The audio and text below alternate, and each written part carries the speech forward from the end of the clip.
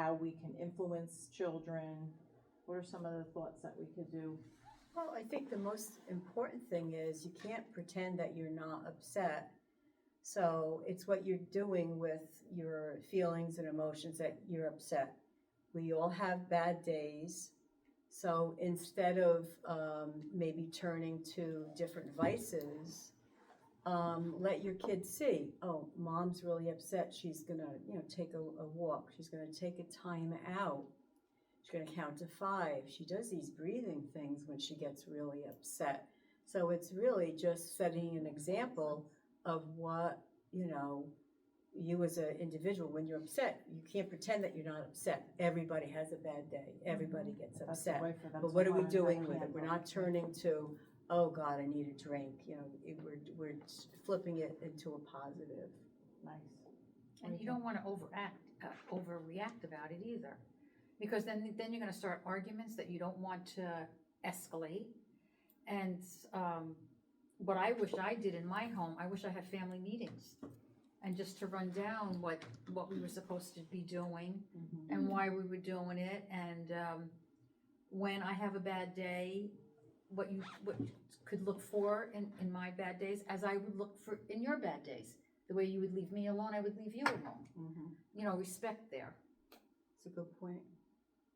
And I think as for positive reinforcements, parents need to be not only physically present in the room, but emotionally and mentally present with their children.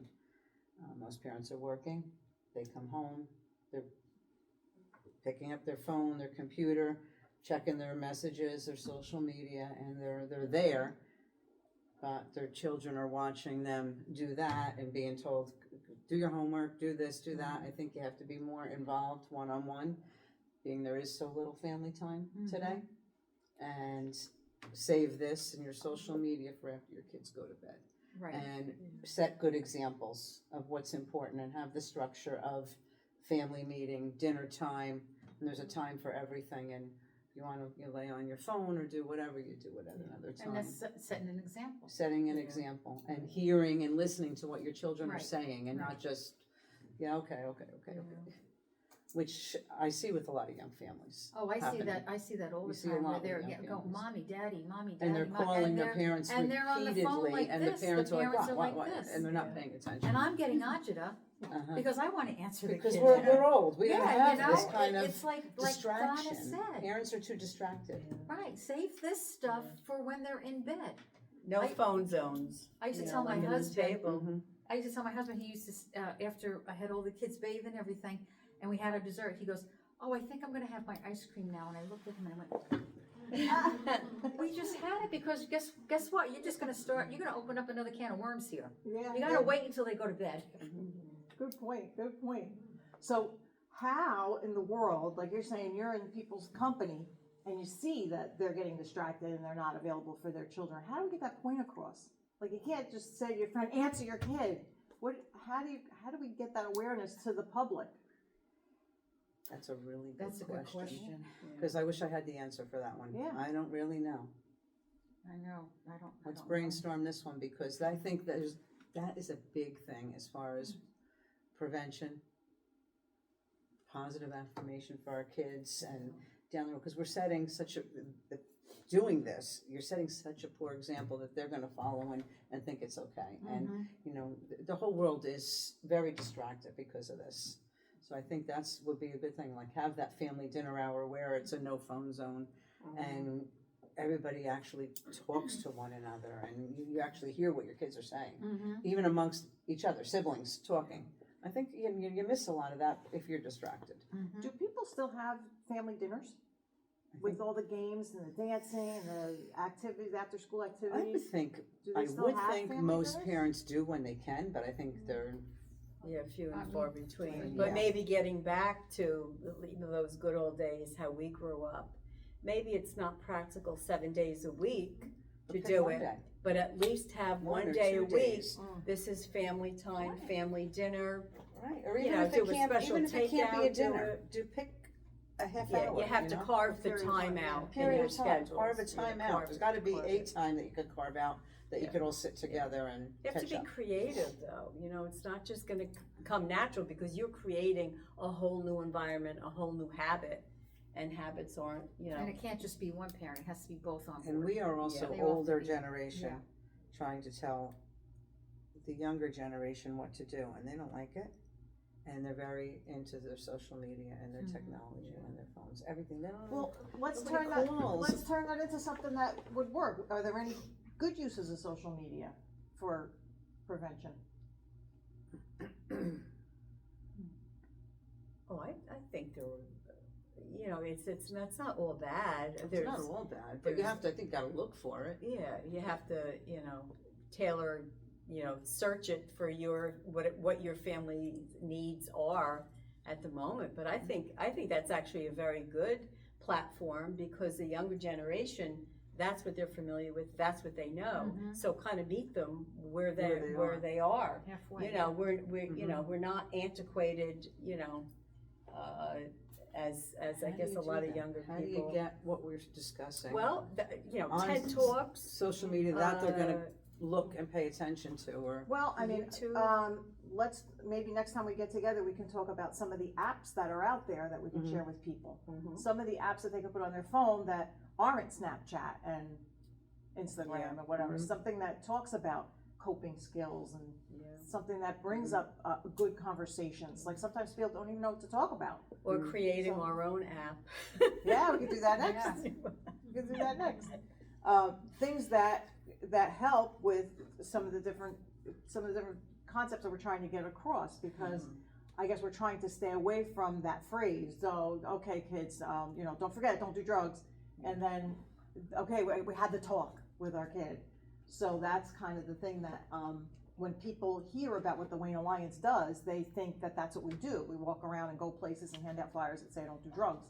And they don't realize that there's so much more to the reasons why people start turning to substances. Like if you had to guess, like not guess, but if you had to share some of the thoughts you have, like why someone would turn to using substances, what would you say?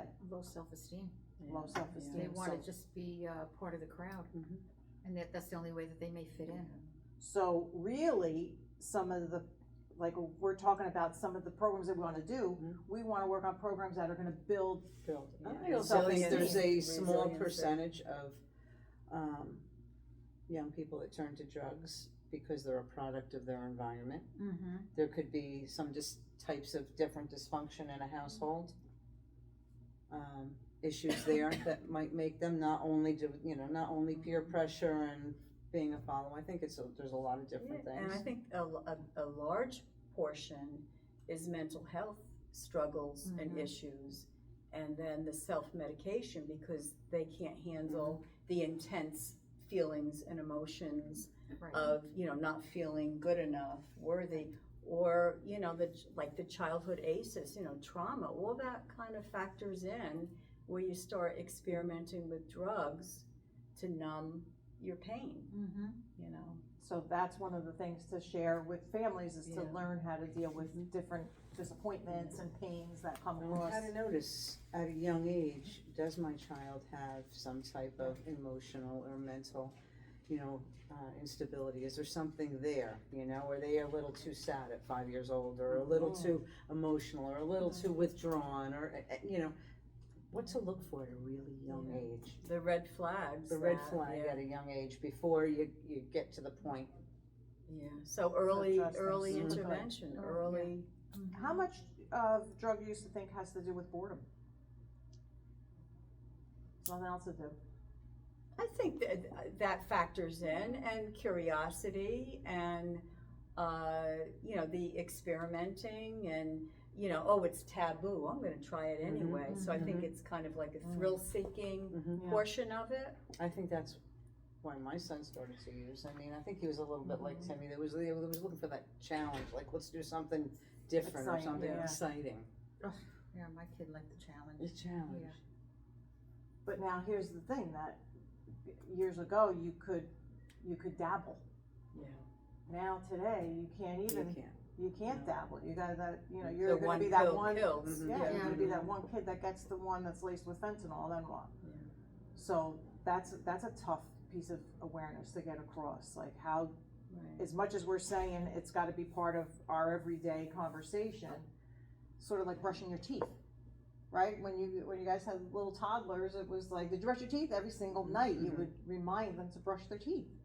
And this is almost something that has to be talked about every single day. Mhm. Good behaviors, coping skills, remember, You can do that, and we can do that until we're blue in the face, but when they walk out the door, and they just need one friend to convince them, and if it sounds like a good convincing, they're gonna forget what we said to them.